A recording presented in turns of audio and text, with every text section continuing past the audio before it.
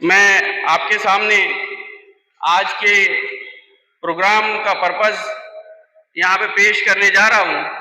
आज का जो प्रोग्राम है, हम यहाँ पे आज फैज़ान ताजुल औलिया ओल्ड एज होम द्वारा आयोजित फेलिसिटेशन सेरेमनी एवं करियर काउंसलिंग सेमिनार के लिए जमा हुए हैं। इस कार्यक्रम का उद्देश्य उनके एकेडमिक सक्सेस के लिए सम्मानित करना तथा उनके रोशन मुस्तकबिल के लिए मार्गदर्शन प्रदान करना है।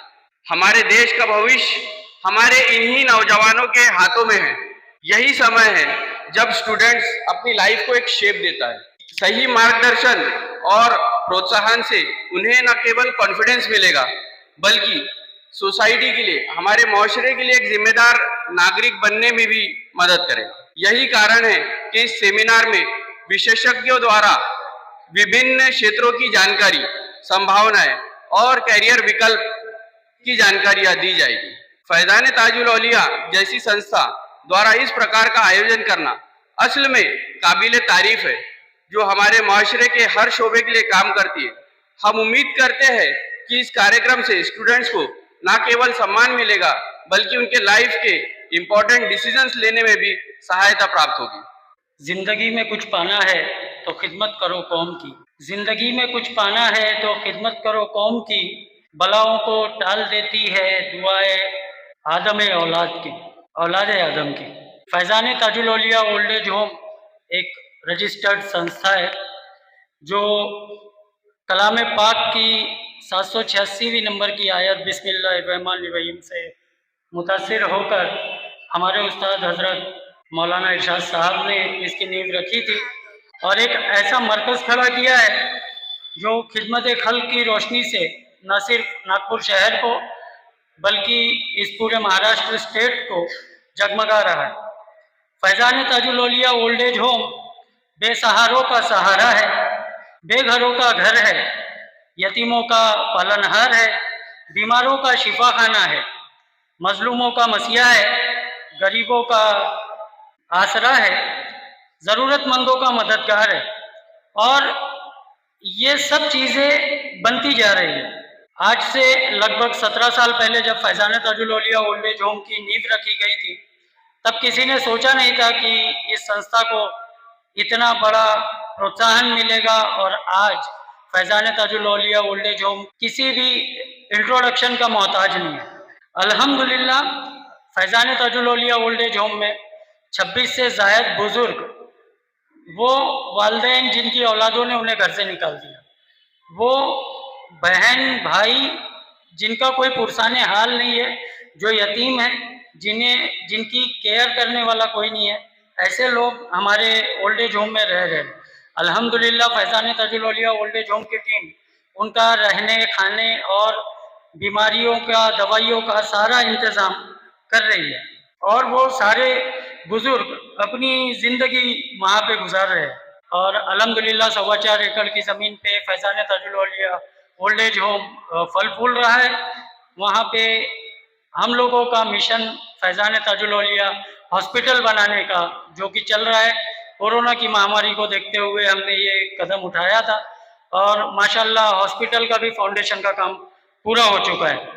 कैंसर पेशेंट के बारे में बताते हुए, ये एक ऐसी बीमारी है जो बीमारी जिस मरीज को होती है उसके घर वाले भी उसका साथ छोड़ देते हैं।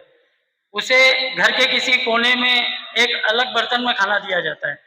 यही तकलीफ हमारे उस्ताद को कहीं नज़र आई और उन्होंने यह संकल्पना ली कि आज से कोई भी ऐसा कैंसर पेशेंट जिसका पुरसाने हाल कोई नहीं है, जिसका इलाज कराने वाला नहीं है या पैसों की तंगी की वजह से उसका इलाज नहीं हो सकता, ऐसे लोगों के लिए हमने कैंसर पीड़ित सहायता केंद्र बनाया और अल्हम्दुलिल्लाह अभी तक 2600 से ज़्यादा कैंसर पेशेंट की हम खिदमत कर चुके हैं और आगे भी कर रहे हैं। तमाम ज़ायरीनों के लिए फ्री मेडिकल कैंप का आयोजन करते हैं। ये हैरत है, तालीम और तरक्की में है पीछे जिस कौम का आगाज़ ही इकरा से हुआ था। हमारी कौम का आगाज़ कलाम पाक की नाजिल हुई पहली सूरत इकरा से हुआ। पहला लफ्ज़ इकरा आया।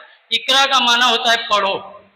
जिस कौम का आगाज़ ही पढ़ो से हुआ है, वो कौम आज तालीम और तरक्की में है पीछे।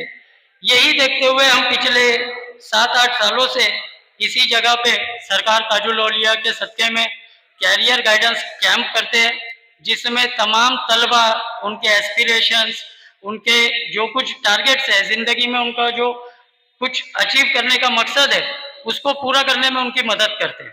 आज हमारे कौम की जो हालत है, वो हालत को बदलने के लिए हमको आज ही से तैयारी करनी पड़ेगी। और आज ये प्रोग्राम रखने का मकसद, जैसा मोहसिन भाई ने अभी बताया, सुप्रीम कोर्ट में वक्फ अमेंडमेंट बिल के ऊपर अपनी राय रखे और उसने हमारे कौम का फायदा करवाए। है कोई आप ऐसे बच्चों में जो एक ऐसा सर्जन बने जिसके पास दुनिया के तमाम सेक्टर्स के गोल्ड मेडलिस्ट का चयन हो? है आप में कोई ऐसा जो एक बहुत बड़ा लॉयर बने, बैरिस्टर बने? और आज हमको सबसे ज्यादा जरूरत है ब्यूरोक्रेट्स की। जहां वहां आप देखोगे, अल्हम्दुलिल्लाह मुस्लिम डॉक्टर्स, मुस्लिम इंजीनियर्स हमारे पास बहुत है, मिल जाएंगे और मिल ही रहे। हर साल जो बच्चे टॉप कर रहे हैं, MSCET कर रहे हैं, JEE दे रहे हैं और देने के बाद माशाल्लाह अच्छे इंजीनियर बन रहे हैं। लेकिन आज हम चाहते हैं कि बच्चे ब्यूरोक्रेट्स की तरफ जाए। पहले स्टेज पे सभी हजरात को मैं आए हुए मेहमानों का इस्तकबाल करता हूँ। और आज जो हम लोग यहाँ पर फैज़ान ताजुल औलिया ओल्ड एज होम के बैनर तले जो तलबा और तालिबात जो फर्स्ट डिवीज़न में यहाँ पर आए, इन लोगों का हम तहे दिल से शुक्रगुजार हैं। और जिस तरीके से उन्होंने हम लोगों का और अपने पेरेंट्स का हौसला अफजाई और जो उन लोगों ने जो उन लोगों पे भरोसा जो दिया, उसके लिए हम लोग आप बच्चों का तहे दिल से शुक्रगुजार है और मुबारकबाद देते हैं। और मौलाना इरशाद साहब को भी हम मुबारकबाद देते हैं कि हर समय पे इस तरीके से मंच को जो साझा करते हैं और सभी लोगों को यहाँ पे हौसला बुलंद करते हैं। मुबारकबाद मैं सबसे पहले आप तमाम बच्चों को देता हूं और उन बच्चे के वालिदैन को कि आपने उस चीज को आगे बढ़ाया जो कुरान मजीद की पहली आयत इकरा यानी पढ़ो। तो वो बच्चे जो लोग आज पढ़ के कामयाब हुए और वो तमाम माँ बाप मुबारकबाद के हकदार है जिन्होंने अपने बच्चों को पढ़ाई के लिए आगे बढ़ाया। बेटा, परसेंटेज आना कोई बहुत बड़ी बात नहीं है, या मेरिट या टॉप कर लेना बहुत बड़ी बात नहीं है। अपने लक्ष्य को पाना, अपने मरकज को हासिल करना, वो सबसे बड़ी बात है। और हम अल्हम्दुलिल्लाह सुम्मा अल्हम्दुलिल्लाह एक मुसलमान की हैसियत से आका करीम सल्लल्लाहु ताला अलैहि वसल्लम के उम्मती है, तो हम अपने गोल को अचीव करने के साथ साथ एक सच्चा पक्का मुसलमान बनेंगे तो हमारी दुनिया भी कामयाब होंगी और आखिरत भी कामयाब होंगी।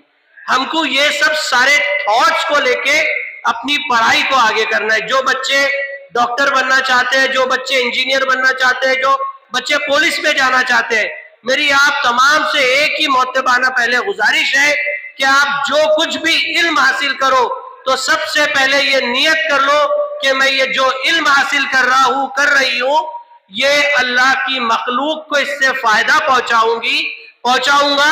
इंशाअल्लाह तबारक ताला आपको इसका अजर दुनिया में भी मिलेगा और आखिरत में भी मिलेगा। क्यों? क्योंकि आपने पहले ही अल्लाह की रजा हासिल करने के लिए ये नियत कर ली कि मैं ये इल्म इसलिए हासिल कर रहा हूं, इसलिए नहीं कि लोग मेरे को बहुत नाम से जाने या मेरे पास पैसा आए। ये नियत नहीं करो। आप अगर नियत अल्लाह की रजा की हासिल करना चाहते हो तो पैसा भी आएगा, कामयाबी भी मिलेंगी आपको। अब रहा सवाल परसेंटेज का सवाल, आपके सामने जो मैं खड़ा हूं ना, तो मैं अब आप लोगों को बता दूं कि मेरा 10th में परसेंटेज, मेरे बड़े भाई यहाँ बैठे एडवोकेट आसिफ कुरैशी, वो जानते हैं, मेरा 10th में परसेंटेज 52 था। 52। हैव यू इमेजिन कि those guys it took the 52 marks and right now he is front of you. क्यों? क्या मेरे भाई, ये सब मेरे वालिदैन की दुआओं का नतीजा है। मैं निकम्मा था पर मेरे वालिदे मरहूम ने इतनी मेहनत करके मुझे पढ़ाने के लिए, पर मेरा एक एम था सेंट्रल एक्साइज में जाना, सेंट्रल एक्साइज में जाना। पर मेरी बहन कि नहीं अम्मी, एक घर जन डॉक्टर होना, अपने घर में डॉक्टर होना। तो चलो अल्लाह तबारक व तआला ने जो कुछ भी मेरे पे करम किया। तो भाई परसेंटेज मायने नहीं रखते, आपका एम मायने रखता है। और आपके पेरेंट्स जिस तरीके से आपके पीछे अपना वक्त देते हैं, अपना माल लगाते हैं और अपनी उम्मीदें बांधते हैं कि ताकि हमारा बच्चा अच्छे से पढ़े, तो आप लोगों को यही कोशिश करना है कि आपको अच्छे से पढ़ाई करना है। कितने लोग अपने वालिदैन को खुश देखना चाहते हैं? हाथ उठाए जितने भी बच्चे हैं। बहुत कम लोग। क्यों? बाकी लोग अपने वालिदैन को खुश देखना नहीं चाहते?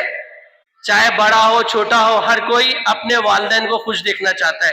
तो मेरी आप लोगों से एक ही मोहतबाना गुजारिश है कि अगर आप लोग अपने वालिदैन को खुश देखना चाहते हो तो नियत कर लो कि अल्लाह की रजा के लिए पढ़ाई कर रहा हूं। एक मेडिकल सेक्टर के अंदर में बहुत सारे फील्ड है।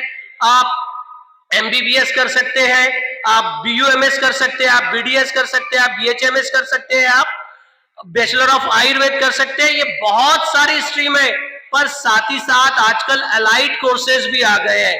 जैसे आप एक्सरे टेक्नीशियन बन सकते हैं, आप MRI टेक्नीशियन बन सकते हैं, आप अपना परफ्यूजनिस्ट बन सकते हैं। परफ्यूजनिस्ट मतलब जब ओपन हार्ट सर्जरी की जाती है तो बाईपास होते हैं, तो जब पेशेंट को जब हार्ट निकाल लिया जाता है, हार्ट की नसें चेंज की जाती है, उस वक्त उस व्यक्ति को बाईपास मशीन पे जाते हैं। जो परफ्यूजन जो machine lung heart transplant machine होती है, वो मशीन को जो चलाते हैं वो परफ्यूजनिस्ट कहलाते हैं।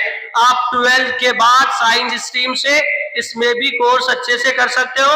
आज एक परफ्यूजनिस्ट अराउंड उसकी स्टार्टिंग सैलरी 35,000 से लेके 2.5 लाख तक की होती है।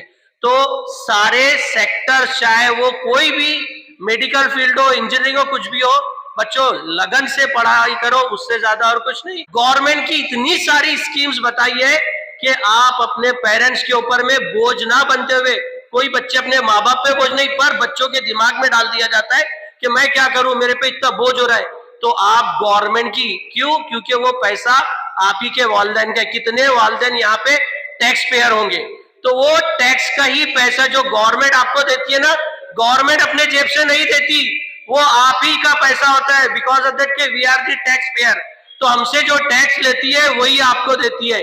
तो आप इन सब सारी सुविधाओं का अच्छे से लाभ उठाएं। मैं एक मर्तबा मौलाना इरशाद साहब को और ओल्ड एज एम ताजुल औलिया के नाम से ये जो ओल्ड एज एम चल रहा है, इसके सारे अराकीन को एक मर्तबा मुबारकबाद देता हूं कि वो हर साल इतना अच्छा प्रोग्राम ऑर्गेनाइज करते हैं। और अल्लाह तबारक व तआला की बारगाह में दुआ है कि जितने भी यहाँ पर ये लोग जितनी भी खिदमत करते हैं, अल्लाह तबारक व तआला इन तमाम की खिदमत को कबूल फरमाए और हम सबको आखिरत में इसका अच्छा अजर दे। बेटा मैं बता दूं आपके सामने, अभी जो मैं हूं ना, मैं मेरी क्वालिफिकेशन बताना चाहता हूं। देखिए क्वालिफिकेशन जो होती है ना, मेरा बैचलर ऑफ यूनानी मेडिसिन सर्जरी है। मैंने BUMS किया है ZVM यूनानी मेडिकल कॉलेज आजम कैंपस पूना से, ठीक है। पर मेरा 52 10th में था, पर जब मैंने फाइनल ईयर किया हूं तो फाइनल ईयर में आई गॉट 72। मेरा BUMS में 72 मैंने किया। तो आपकी ये जो सीढ़ी है, सर ने जैसे बताए थे, जहां सर ने बताया कि भाई ये आपकी पहली स्टेप्स है, यहां से आप खत्म नहीं होते। हर नया दिन आपके लिए एक नया एग्जाम है, आप उस एग्जाम की डेली तैयार करें। और जो बच्चे मोबाइल का बहुत ज्यादा इस्तेमाल करते हैं, मेरी आप लोगों से एक ही रिक्वेस्ट है, मोबाइल छोड़ो, किताबों को हाथ लगाओ। किताबें पढ़ने से आपकी माइंड की एक्सरसाइज होती है। क्यों? क्योंकि आप जितना मोबाइल देखते हो तो मोबाइल आपको वही परोसता है जो आपको, आपका इंटरेस्ट नहीं हो, वो जो बेचना चाहते हैं वो आपको परोसता है। पर आपकी जो किताब है, आपकी किताब वो दिखाएंगी जो किताब में असलियत है। तो आप किताबों को से अपनी मोहब्बत बढ़ाओ, किताबों से दोस्ती करो, ना कि मोबाइल से। अल्लाह तबारक व तआला मुझे बोलने से ज्यादा अमल की तौफीक अता फरमाए। आमीन। अस्सलाम वालेकुम। मुबारकबाद के मुस्तहिक है जनाब इरशाद भाई, मुबारकबाद के मुस्तहिक है जनाब जावेद साहब, प्रोफेसर बारी साहब, जनाब अवैस साहब, अपने कुरैशी साहब, जो न सिर्फ कौम की खिदमत कर रहे हैं बल्कि एक मिसाल है हम सब के लिए कि किस तरह से आदमी को ज़िंदगी में लड़ना पड़ता है। यही है जिहाद।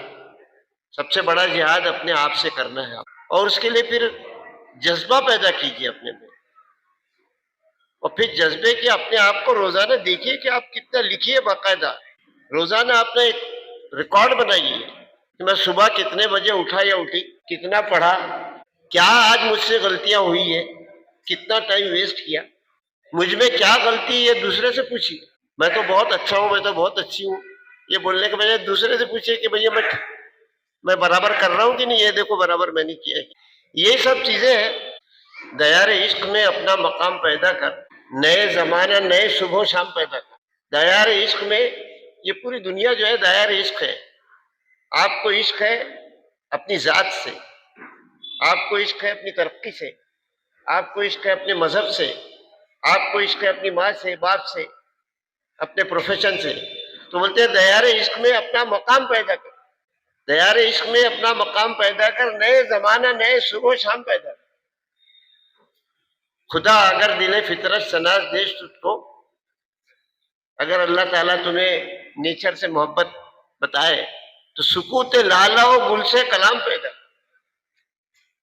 ये फूल पत्तियां, इनसे बात करना सीखो। ये बताती है, कई हकीम ऐसे पैदा हुए कि जिनसे पत्ती बोलती थी कि मैं किडनी के मर्ज की बीमार दवा हूं। सुकूत लाला व गुल से कलाम पैदा कर, न उठा शीशा गराने फरंग के ऐसा, अंग्रेजों के एहसान मत मत। न उठा शीशा गराने फरंग के ऐसा, सिफाल हिंद से मीना व जाम पैदा। जो मिट्टी है हिंदुस्तान की, इससे मीना और जाम पैदा कर। मेरा तरीक अमीरी नहीं फकीरी है, फकीरी न बेच गरीबी में नाम पैदा, फकीरी न बेच गरीबी में नाम पैदा।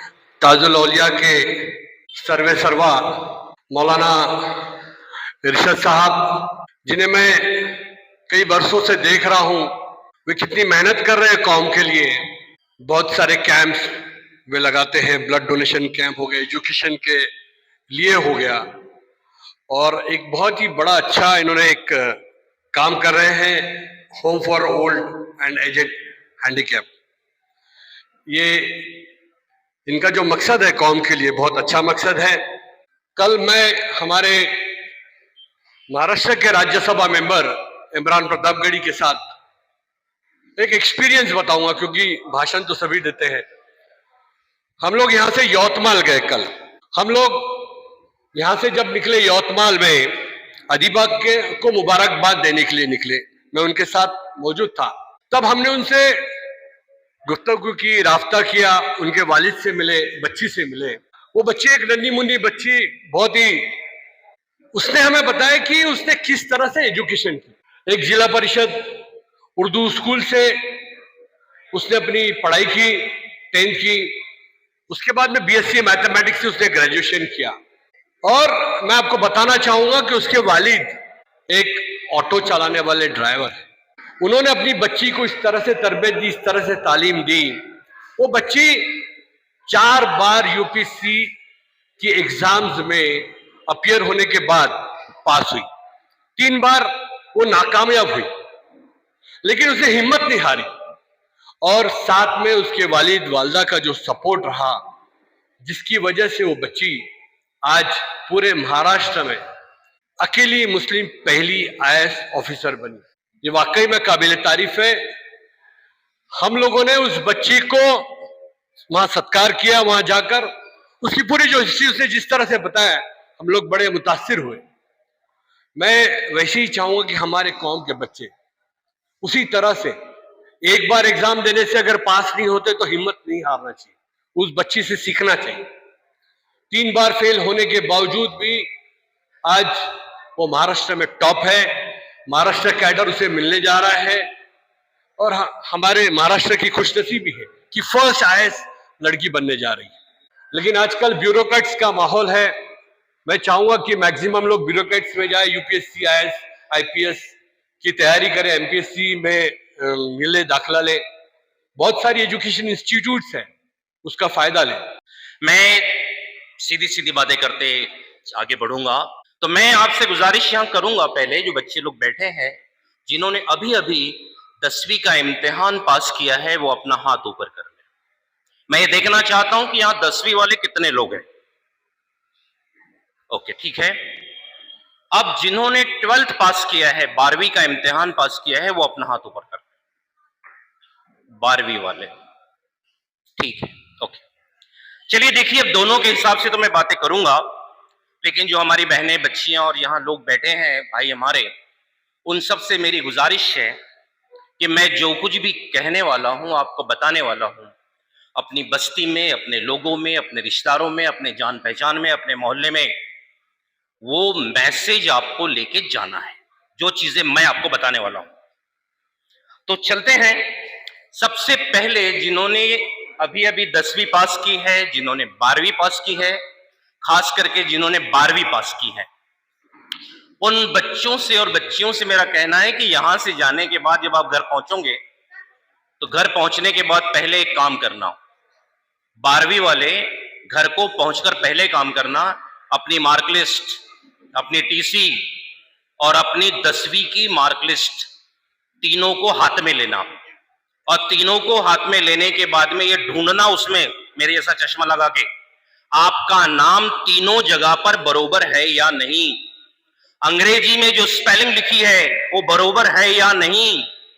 हमारी बीमारी है, हमारे नाम बहुत अलग अलग होते हैं, एक जगह पे अलग, दूसरी जगह पे अलग, तीसरे जगह पे अलग। पुराना जमाना था, चल जाता था, आजकल हर की ऑनलाइन का जमाना है। जिसको हायर एजुकेशन में जाना है, कंप्यूटर में बटन दबाते बरोबर स्पेलिंग अगर थोड़ी बहुत भी चेंज हो गई तो आपका पर्चा आगे नहीं बढ़ता है। तो पहला काम आपको यह करना है कि आपको अपने नाम चेंज कर लेने हैं। अगर कहीं कुछ गलती हो तो करेक्शन करवा लीजिएगा, बहुत जरूरी है वो, ये पहली बात। अब जो 12वीं के थोड़े बहुत बच्चे मुझे यहां दिखे और दूसरे भी बच्चे 10वीं वाले हो, हमारे कौम में, हमारे समाज में, मुस्लिम समाज में सरकार के हिसाब से कुछ लोग होते हैं जिन्हें हम ओबीसी कहते हैं। कुछ हमारे भाइयों को ओबीसी की सहूलत मिलती है। जो हमारे भाई बहन ओबीसी वाले हैं, कोई शर्म की बात नहीं है, हमें अपने डॉक्यूमेंट बना लेना है, और डॉक्यूमेंट में कहीं तकलीफ आती है तो जो लोग मदद करते हैं उनसे आपको ताल्लुक करना है, रास्ता कायम करना है। और यहां से जाने के बाद में, जाते समय आप मेरा मोबाइल नंबर जरूर लेके जाना, हर कोई लेके जाना, कभी भी जरूरत पड़ी तो आप मुझसे कांटेक्ट कर सकते हैं। तो जो हमारे ओबीसी वाले भाई लोग हैं उनको अपने डॉक्यूमेंट बनाने हैं, ये दूसरी बात ध्यान रखना है। अभी जिन्होंने 12वीं किया है या 10वीं किया है, जो बच्चे पढ़ रहे हैं उनको तो पता है बनाना ही पड़ता है, कुछ लोगों ने बना भी लिया होगा। और डॉक्यूमेंट की बात करें तो आज के जमाने के हिसाब से आपको आधार कार्ड लगता है, आपको पैन कार्ड लगता है, आपको डोमिसाइल लगता है, ये सब आपको बनाने हैं। आगे जाओगे तो तकलीफ होगी। अब जिन बच्चों ने कहा था कि उन्होंने 12वीं पास कर ली, तो मेरा अगला सवाल होता है, हायर एजुकेशन में जाना है तो आजकल एंट्रेंस एग्जामिनेशन होती है, मेडिकल में जाना है तो नीट बोलते हैं उसको, और महाराष्ट्र के इंजीनियरिंग में जाना है या पैरामेडिकल में जाना है तो उसे बोलते हैं एमएससीईटी। आप में से कितने बच्चों ने नीट का एग्जामिनेशन दिया है और कितने बच्चों ने एमएससीईटी दिया है? अगर वो मालूम हो जाए तो हम फिर उस पर आगे बढ़ेंगे। जैसे कि मैं जानता हूं ये बच्ची हमारी बहुत सी बैठी है, खास बात आपको ये बताने चलूंगा कि जैसे ओबीसी के बच्चों को कुछ रियायत मिलती है, नो प्रॉब्लम, मिलती है। माइनॉरिटीज के जो बच्चे हैं, बॉयज, इनको हमारी सरकार, अगर ये टेक्निकल कोर्सेस में जाते हैं तो इनको हर साल 50,000 रुपए की स्कॉलरशिप मिलती है। हमारे सबके दिमाग में एक चीज बैठी है और सही भी थी अभी तक कि भैया आगे पढ़ना है तो पैसे बहुत लगते हैं। पिछले साल से महाराष्ट्र गवर्नमेंट ने एक रूल लाया है, ओबीसी वाले हो, ओपन वाले हो, ईडब्ल्यूएस वाले हो, जिसकी भी बच्चियां, लड़कियों के लिए है, 12वीं से लेके आगे वो मेडिकल में जाए, इंजीनियरिंग में जाए, कहीं भी पढ़े, कितनी भी फीस होगी, अगर नागपुर के लता मंगेशकर में जाना है मेडिकल कॉलेज में 15 लाख लगते हैं, सरकार बोलती है 15 लाख हम भरेंगे। जिसका इनकम पेरेंट का 8 लाख तक है उसको वो सहूलत मिलने वाली है। इसलिए आपको, हमारे बच्चियों को आगे पढ़ना है। जब सरकार पैसे दे रही है तो फिर छोटे मोटे डिप्लोमा घर को बैठ के आईटीआई करने की क्या जरूरत है जी? एमएससीईटी करो, मेडिकल का एंट्रेंस एग्जामिनेशन दो, नीट एग्जामिनेशन क्लियर करो, आप आगे बढ़ो। और ये बच्चियों को एक चीज कहूंगा बेटा, जैसे यहां पर हमारे भाई ने कुछ देर पहले कहा, और बहुत ही माफी के साथ मैं कहते रहता हूं, कुछ लोगों को बुरा भी लगता है, आजकल का जमाना क्वालिटी का है। आप यहां पे बैठे हैं, आप मेरिट में आए करके आपको बुलाए। जिन बच्चों के नंबर कम है वो तो यहां नहीं है। तो जमाना अच्छे नंबर वालों का होता है, जमाना मेहनत वालों का होता है। मेहनत करना है, कॉलेज में जाना है, अच्छा पढ़ना है, आपके हाथ में अच्छी डिग्री होनी चाहिए, अच्छे मार्क होने चाहिए। जैसे पुराने लोग कहते थे ना, लात मारो तो पानी निकलता है, ऐसे आप होना चाहिए। नहीं तो बहुत आते हैं आपके स्कूल में। जब मार्क लिस्ट बटी, उस दिन मैं एक स्कूल में था, वहां पे अपने उर्दू वालों की स्कूल थी, लाइन से बाकी लोग बैठे थे बाजू में, पन्ने बांटते हुए, मेरे यहाँ आजा, मेरे यहाँ आजा, मेरे यहाँ आजा, कग्गश मेरा दे दे, मार्क लिस्ट दे दे, तू साल भर नहीं आया तो भी हरकत नहीं, मैं पास कर दूंगा। ऐसे पास करने वालों से बचो। उनकी दुकानदारी चलाने के लिए वो ये काम करते हैं। आपको अच्छा नॉलेज रहेगा तो आप अच्छी नौकरी करोगे, आगे बढ़ोगे, मालूमात करोगे। तो जहां अच्छा नॉलेज मिलता है वहां पे आपको पढ़ना है। और अभी मैंने जो चीज आपसे कही कि सरकार पैसे दे रही है 8 लाख तक इनकम वालों को लड़कियों के लिए, उसमें एक चीज याद रखना है, कानून कायदे नियम होते हैं। एंट्रेंस एग्जामिनेशन देने के बाद आपको फॉर्म भरना पड़ता है। फॉर्म भरने के बाद उसकी मेरिट लिस्ट लगती है, उसको हमारे भाषा में बोला जाता है कैप राउंड। पहला राउंड, दूसरा राउंड, तीसरा राउंड, 10वां राउंड, राउंड से चलिए आप। उस राउंड में आप जाएंगे तो सरकार आपको सहूलत देंगी, उस राउंड में नहीं गए तो सहूलत सरकार आपको नहीं देगी। तो ध्यान ये रखना है। और दूसरी एक बात, अभी तो मैं जब घूमता हूं, कल परसों भी घूम रहा था, मुझे कुछ लोग मिले, सर 45% है, 52% है। मैंने बोला अच्छी बात है बेटा। उसके आगे वो मेरे को बोलते हैं, क्योंकि मेरे बाल सफेद हो गए, पॉलिश मारते रहता हूं कभी कभी बीच में, वो मेरे को बोलते हैं सर वो रायसोनी वाले का फोन आया था और रामदेव बाबा वाला का फोन आया था। मैं दिल के दिल में हंस रहा था। अरे जहां 90-92 के बारे में लोग सोचते हैं, वो 40-45 को क्यों आएगा? तो उसकी गोम आपको बताता हूं। जैसे मैंने कहा एंट्रेंस से जाएंगे तो सहूलत मिलेगी। हमारे यहां एजुकेशन के अंतर्गत अभी नए नए कॉलेज बने हैं, उसको हम कॉलेज के टाइप्स बोलते हैं। कुछ कॉलेज है जिसको गवर्नमेंट की ग्रांट मिलती है, कुछ कॉलेज है गवर्नमेंट की ग्रांट नहीं मिलती है। आगे चलते चलते एक प्रकार निकला है, उसको बोलते हैं ऑटोनॉमस। मराठी की भाषा में बोला जाता है स्वायत्त कॉलेज, ऑटोनॉमस कॉलेज। मैंने अभी 2-3 नाम आपको गिनाए, वो ऑटोनॉमस कॉलेज से नहीं, वो ऑटोनॉमस यूनिवर्सिटी है। खुद ही पेपर निकालते, खुद ही पढ़ाते, खुद ही पास कर देते। सरकार बोलती है, आपको बोल रहा हूं, ऑटोनॉमस यूनिवर्सिटी में एडमिशन भूल के भी मत लेना। 3 लाख, 5 लाख, 7 लाख लगते हैं वहां पे। चालक मालक वही है। अगर आपको रियायत चाहिए, सहूलत चाहिए, अच्छे ढंग से पास होना है, मार्केट में जिसकी कीमत है, वैसे कॉलेज में आप जाइए। ये बदमाश लोगों के कॉलेज में मत जाइए, बिजनेस है, अभी टू मच बिजनेस हो गया है। तो इन चीजों से आपको बचना है। अब जिन बच्चों के नंबर कम है, जिनको थोड़ा आगे पढ़ना है, और खास करके अभी जो 10वीं वाले बच्चे हैं, उसमें हमारे ओबीसी के बच्चे अगर कुछ होंगे तो उनको एक चीज कहता हूं, बेटा मेरी बात सुन लेना। हमारे यहां पर महाराष्ट्र में अलग अलग समाज होते हैं, बिरादरियां होती हैं, जात होते हैं, उनके लिए सरकार ने अलग अलग सुविधा करके रखी है। हमारे यहाँ एससी समाज के लोग हैं, स्कॉलरशिप सहूलत तो मिलती है, उसके अलावा वो बच्चों को इस नौकरी की परीक्षा में ट्रेनिंग मिलना चाहिए। ये जो आप नीट वीट देते हैं उसकी वो मदद करते हैं, उनके संस्था का नाम है बार्टी। मराठा समाज के जो बच्चे हैं उनके लिए बनी है सारथी। ये हमारे ओबीसी के जो बच्चे होंगे उनके लिए बनी है महाज्योति। वो महाज्योति में ओबीसी में हमारे मुस्लिम बच्चे भी आते हैं। आज 26 तारीख है, 4 दिन और है अपने पास में। अब वो महाज्योति का हेड ऑफिस अपने नागपुर में ही है, दीक्षा भूमि के पास में। वो महाज्योति सरकार के माध्यम से ये बोलता है, ये जो बच्चे 10वीं वाले पास हो गए, अगर ओबीसी वाले बच्चे हैं, ये अगर साइंस में एडमिशन ले रहे हैं 11वीं साइंस में, तो सरकार बोल रही है, आप नहीं बोल रहे, सरकार ये मान के चलती है कि ये बच्चा तो भैया 2 साल के बाद नीट की एग्जामिनेशन को बैठने ही वाला है, ये एमएससी को तो बैठने ही वाला है, सरकार बोलती है। और वो सरकार आज आपको बोलती है कि बेटा ऑनलाइन एक फॉर्म भर दे कि मैंने फला फला साइंस में 11वीं में एडमिशन लिया हूं, बस इतना फॉर्म आपको भरना है, ओबीसी के बच्चों को महाज्योति का फॉर्म। वो भरने के बाद 1 लाख का लैपटॉप, ऑनलाइन ट्यूशन, बहुत सारी किताबें, ये सब वो ओबीसी के बच्चों को मिलती है।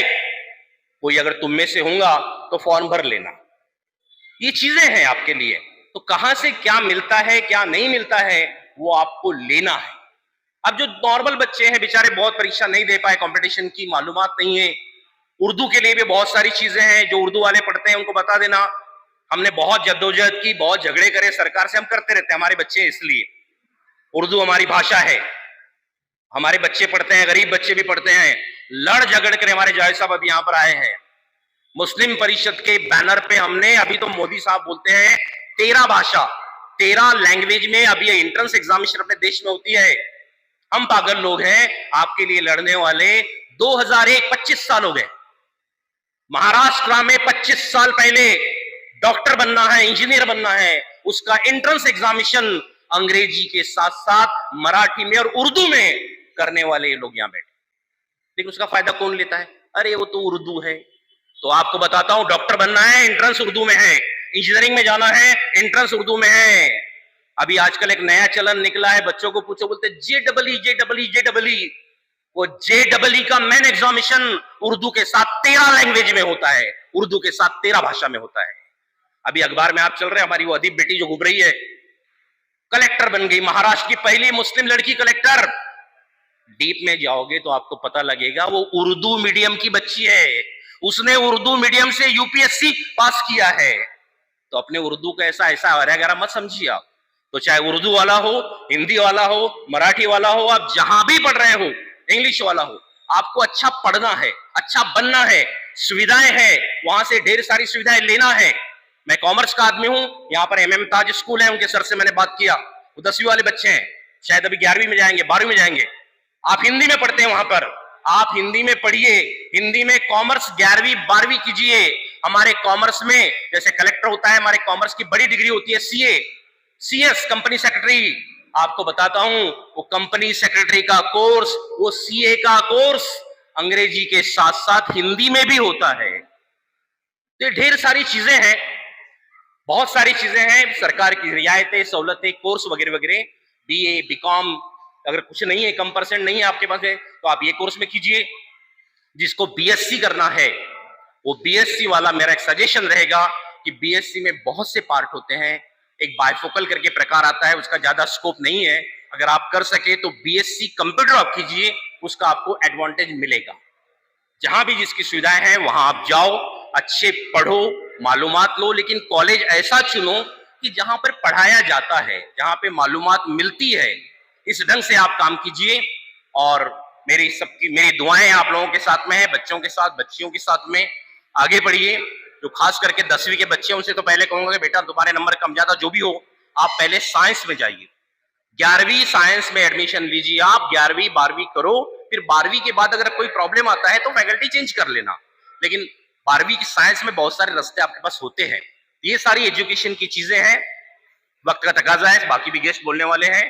तो मैं सिर्फ आपसे गुजारिश ये करूंगा कि जो चीजें मैंने आपसे कही है, बच्चियों के लिए, OBC के लिए, EWS के लिए ढेर सारी सुविधाएं हैं, रियायत है, डॉक्यूमेंट है, आपके नाम है, आपको अच्छा पढ़ना है, मालूमात लेना है। और फिर से कहूंगा कि जो लोग मार्केटिंग करने के लिए मैदान में घूमते हैं, कागज लेके घूमते हैं, अभी यहाँ पर आप आए हैं, थोड़ा सा बाजू में जाइएगा, ऐसा इधर से या उधर से आप आएंगे तो ये बिल्डिंग में भी एक बोर्ड आपको दिखेगा। मैं कैंडल लेके ढूंढते रहता हूँ उस कॉलेज को, उसका पता नहीं है, न यहाँ पर है न वो कहीं चलता था पहले, मेरे जब मैं जहाँ रहता हूँ उसके थोड़े आगे, वहां पर भी नहीं है, वो कहाँ पर है मुझे मालूम नहीं। लेकिन इसी औलिया नगर की एक बच्ची ने 2 दिन मैंने मुझे फोन करके बताया कि सर उसके लोग मेरे को मिले थे और मैंने वहां एडमिशन करवा लिया। मतलब बेटा बहुत अच्छी बात है। तो मैं किसी के विरोध में नहीं हूं, मेरा फर्ज है कि मेरे कौम के बच्चे बच्चियां बैठे हैं वो सही रास्ता बताना, ये काम है मेरा।